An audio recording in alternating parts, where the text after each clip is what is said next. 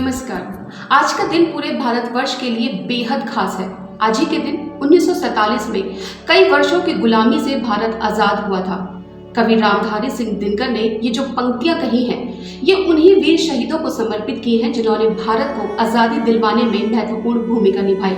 पत्रकार हो या कवि या कोई भी आम हिंदुस्तानी, कलम उठाकर आज हर कोई हमारे उन क्रांतिकारी वीर शहीदों को नमन लिख रहा होगा जिन्होंने अंग्रेजी हुकूमत के खिलाफ बिगुल बजाकर भारत को आजाद करवाया था।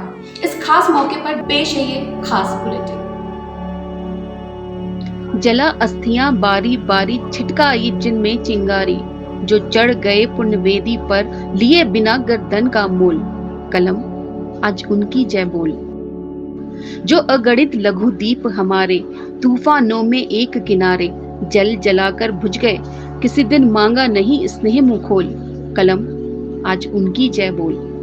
पीकर जिनकी लाल शिखाएं उगल रही लू लपट दिशाएं, जिनके सिंहनाद से सहमी धरती रही अभी तक डोल। कलम आज उनकी जय बोल। अंधा चकाचौंध का मारा क्या जाने इतिहास बेचारा, साखी है उनकी महिमा के सूर्य चंद्र भूगोल खगोल। कलम आज उनकी जय बोल।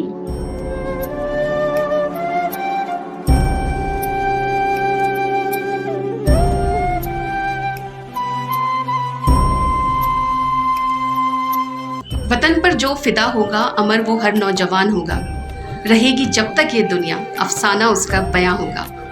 जय हिंद दोस्तों। आज़ादी का स्वर्णिम वर्ष हम पिछले साल मना चुके हैं। इस साल 76वां साल है।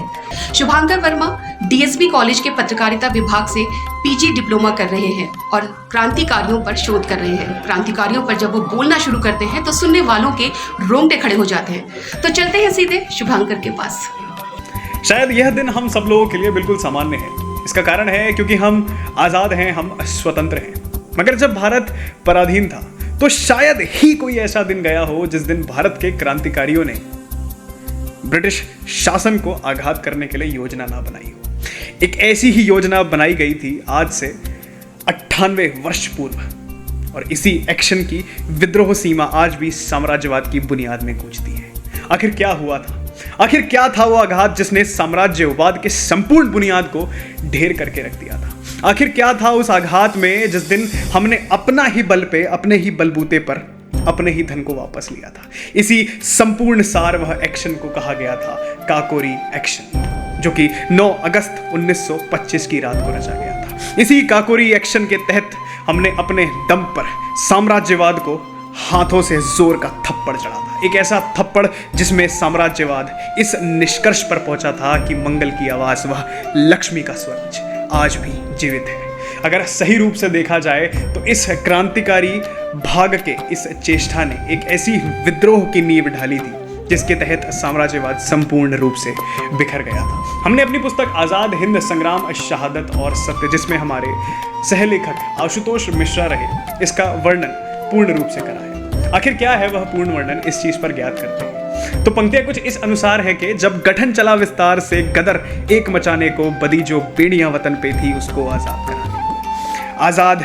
के चंदन लेपने से विद्रोह की नींव सजाई थी, बिस्मिल की रूपरेखा ने शासन की चिता बनाई थी। अब आरंभ के रेखा चित्र के चलते लाहिड़ी ने दाव खींचा था, दल के अन्य कड़ों ने भी मिट्टी के घाव को सींचा था। समर की ज्वाला में कपूर अब भरपूर था, हर गांव हर देहात से विद्रोह का ही दस्तूर था। तब समझाने की पूर्ण चेष्टा बिस्मिल जी बतलाते हैं कि ना डरो सरकारों से, तुम रच दो मेरठ सा संग्राम, जो ना सुने ये बात तुम्हारी, लगाओ स्वराज का यह ऐलान। विद्रोह की इस रचना में ना सीमा है ना सार है। विद्रोह की इस रचना में ना सीमा है ना सार है।